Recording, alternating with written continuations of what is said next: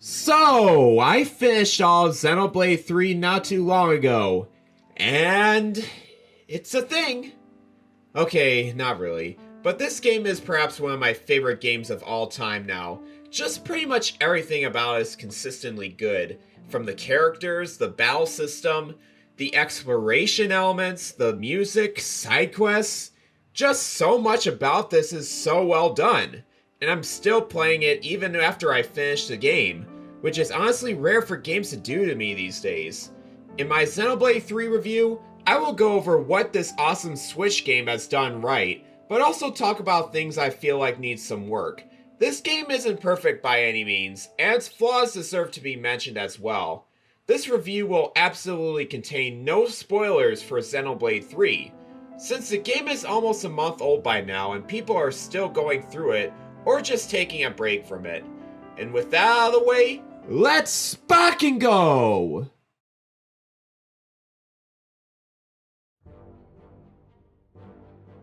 This is the world of Ionios, where the people living on it are only there for one thing: to live and fight to live. However, the world isn't all that it seems cracked up to be. The war between Kevis and Agnes is one such thing, as it appears to be an endless battle, where the soldiers start their training from a young age and fight for 10 years, until they eventually be awarded by their respective nation's queen. We then meet our main characters from Kevis, Noah, Lance, and Uni, to start on our grand journey.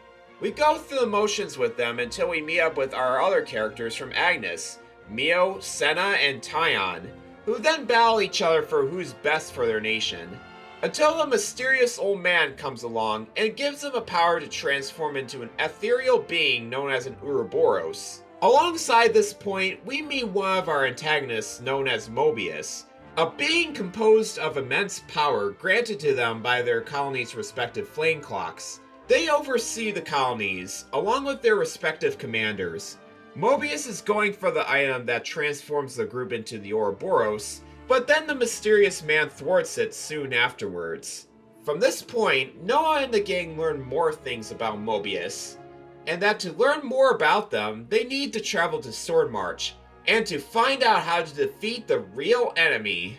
This beginning section really starts out strong, and it continues through with the remaining chapters, with the usual Xenoblade twists that it's known for, and the cutscenes having some of the best cinematography, editing, and voice acting I've ever seen in a video game. Even the parts with the motion capture are very well done, and throughout the game, they made me think more about Xenoblade 3's core theme of life, and how it affects the rest of the world, and how both sides are affected by it, and what mysteries are around the corner.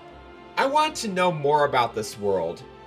But unfortunately, Xenoblade 3 doesn't have much of an identity to it. You see, the world is more or less a culmination of Xenoblade 1's world with Kevis, and 2's world with Agnes, which many familiar locations, races, and enemies come right from it. There's really nothing wrong with that, but the realization of it all hits you within the first few hours of the game. The Kevis characters are winning against an Agnes in a ferocious battle. We begin the game on the Kevis character's point of view instead of the Agnes characters, and this view persists through most of the game.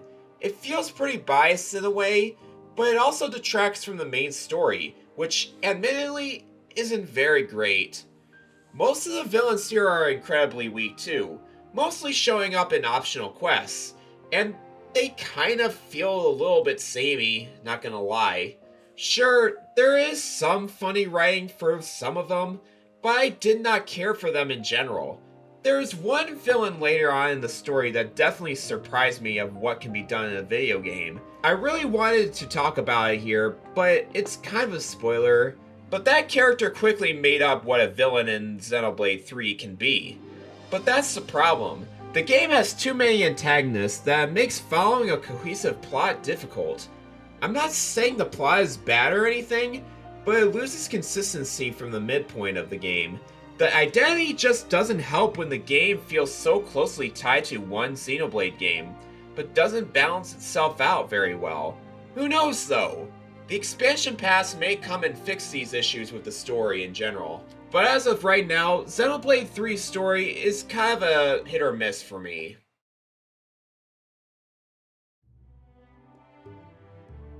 Besides my view of the villains, the main characters are perhaps the most consistently good in the whole series, and I quickly grew attached to them as the game went on. Noah is the standard shonen protagonist, but he seemed very different compared to Shulk and Rex's drive.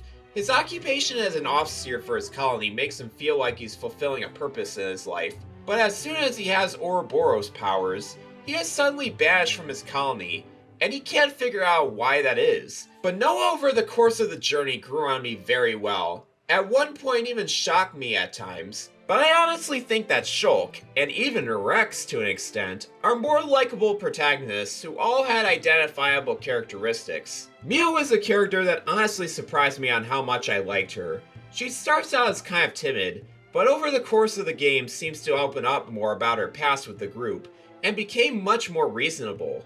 There's a lot more things I can talk about with Mio, but I want to save it for a later video. But she quickly became one of my favorite Xenoblade characters.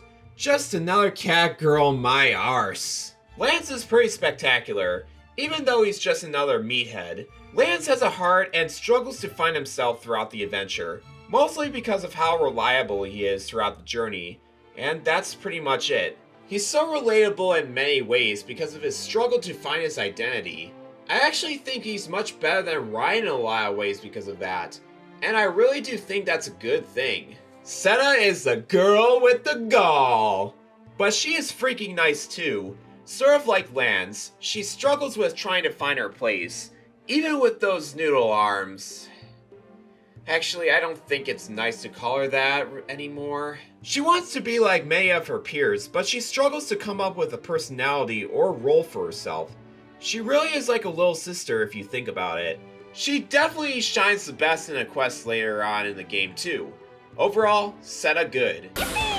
Uni is such a hilarious character, for constantly making up jokes and swearing in this game's Spock language. Her voice is also very funny as well when you really pay attention to it. She might even be one of the silliest characters that isn't a Nopon in a Xeno game. But she also tries to hide back a lot of herself as well, which we'll get to learn throughout the adventure. So much better than Charlotte would ever want to be. Tyon is not only one of the densest characters in the group, but is mentally strong in his thoughts and actions, and I really appreciate the game for trying Tyon like that. He tries to help the group out as much as he can too, but also tries to find meaning within his life as well, with how his past comes up. Let me tell you, that's pretty spectacular. I also love the scarf. It's pretty drip if I'm being honest. But really, the 6 main characters are the tip of the iceberg. There are so many characters that are very solid. I don't think there's one character here that I don't actively dislike, or a character that someone is going to resonate with. Even just with the typical NPCs, as they all are very decent. Don't let the crappy villains make the rest of them become a problem. And that goes with the side content.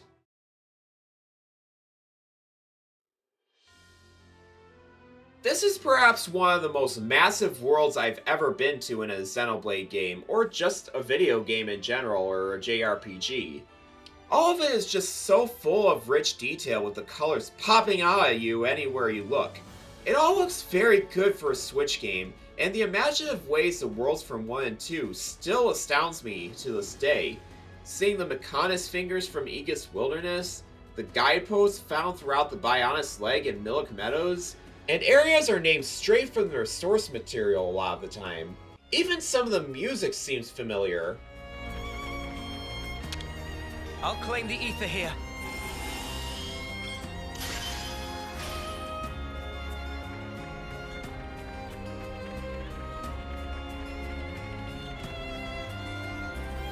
But this world is jam-packed with all these things to do.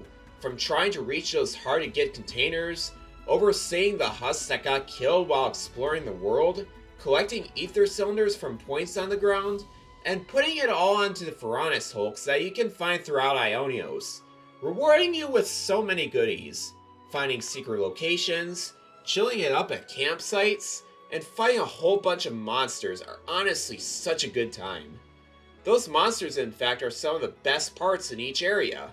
While there isn't such a big variety here, such as fighting Volps in many areas, fighting them felt very unique compared to the other Xenoblade games because of the unique combat system, which we'll get to in a little bit.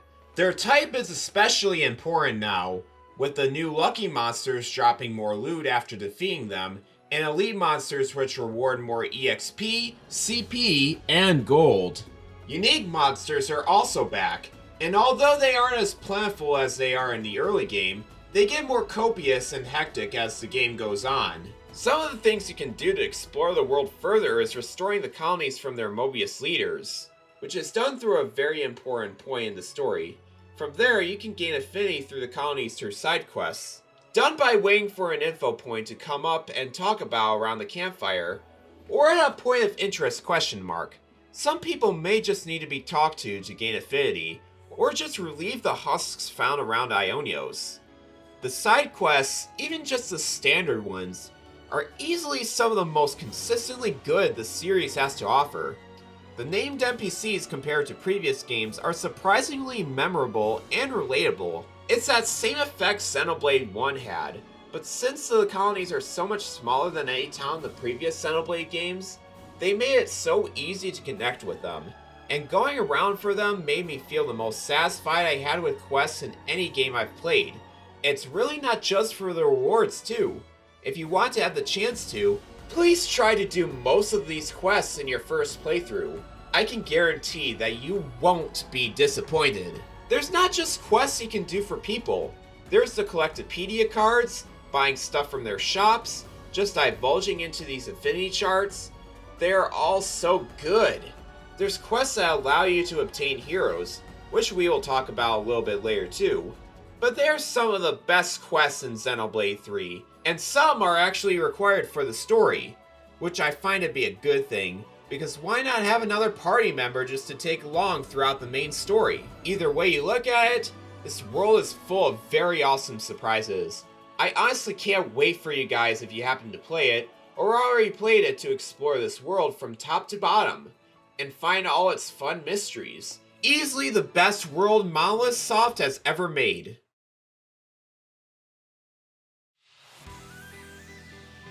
This has got to be easily one of the funnest combat systems I've experienced in any RPG.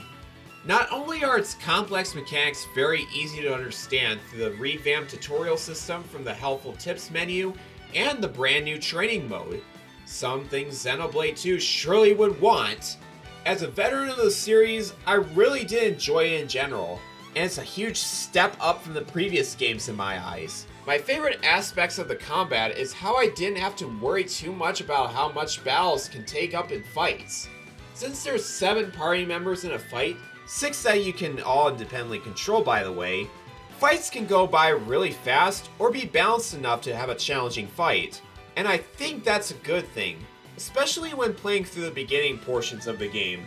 I learned more techniques as I went on, and they are all very useful. For instance, I can transform into an Ouroboros at the beginning of a fight and just spam my arts at an enemy.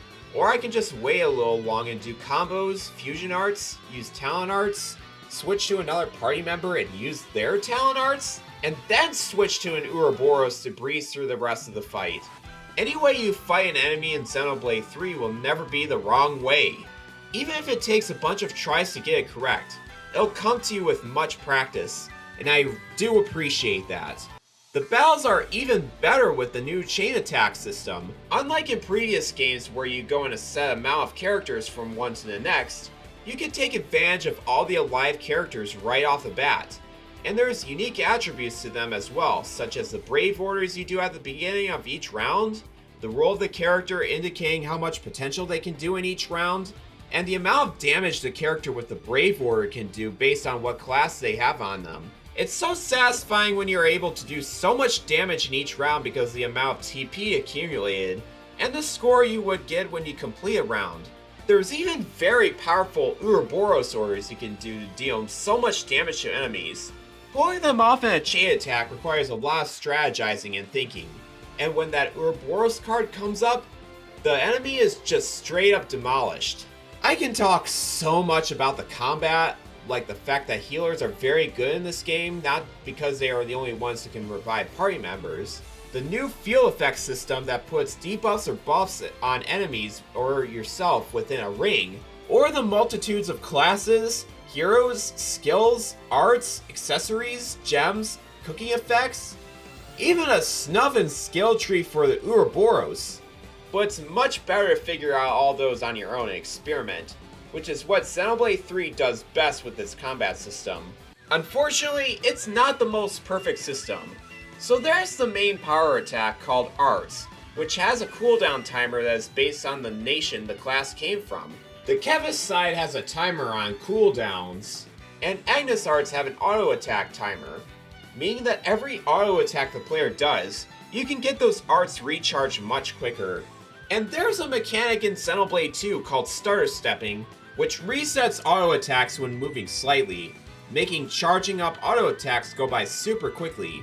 Starter Stepping in Xenoblade 3 is completely gone, making it rely on standing around to perform actions rather than spam a bunch of arts quickly in succession. Which is honestly a shame. It's not much of a problem with the combat as a whole, but it would be better if this was an option for people to use. Another issue I have with the combat is how debuffs are very unreliable, especially on unique monsters and boss fights, which resist any debuffs you try to put on them, making fights feel extremely one-sided. There's a class that you get later on that relies on debuffs to do its job, and even has an art that lowers debuff resistance, but it never works out at all. Sure, you can put the game on easy mode and debuffs show up more often, but good luck putting debuffs on unique monsters and bosses on normal and hard mode. And this problem persists through the latter half of the game. Hopefully Monolith Soft would make a patch for this or something. Other than those nitpicks, I find Xenoblade 3's combat to be very fun and versatile. I just wanted to hammer home how many options you can do in battle, and how they all can work together to a great extent. Something Xenoblade strived to do and improve upon in the previous games. I really hope later action games will use a combat system similar to this, because its uniqueness knows no bounds. I'm proud to say, this is the definitive Monolith Soft battle system. So, I guess this section is stuff that I find useful to talk about when playing the beginning portions of Xenoblade 3, because the game does throw a ton of stuff at you all at once, and it can be a little hard to follow along. The first thing you should do, especially for new players, is play the training mode. It's probably one of the best ways to learn the combat mechanics without having to read anything too much. Next is to look at what class each character is good at, which is shown by the S on the top right corner, meaning that the inheritor of that class is going to be the best at these classes, and they can be able to use their rank more.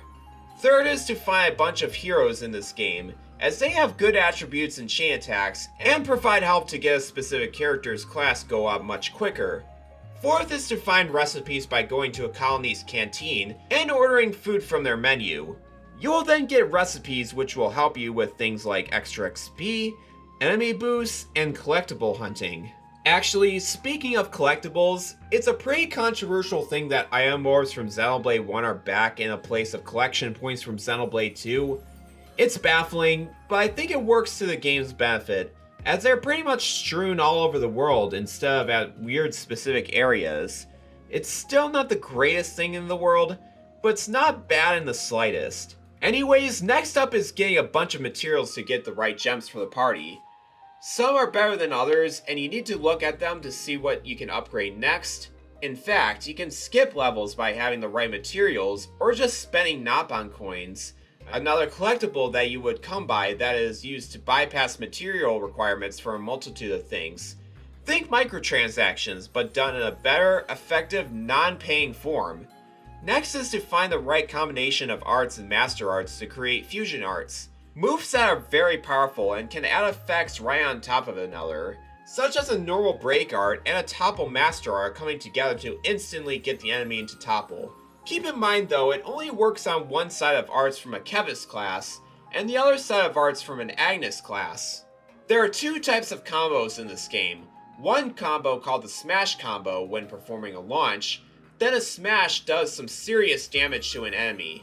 Another combo is the Burst combo when performing a daze. Then a burst comes when the enemy drops items and purges the rage status on enemies, making them completely vulnerable. It's really cool to see the iconic combos from both games make a return in full force. And it's one thing to make the combat excellent. There's the need to know which skills are good for which class, the amount of accessories one can choose to make battles feel better, the ability to change the difficulty in the settings menu, and how you want the AI to handle Ouroboros forms.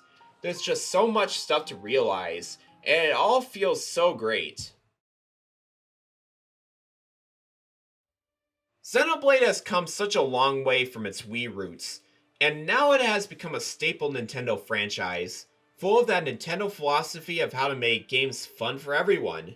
And that's what Xenoblade 3 is. A very fun game with an expansive world, a complex and intuitive battle system, very memorable cutscenes, some of the best side quests in the series, and the consistency of the main characters.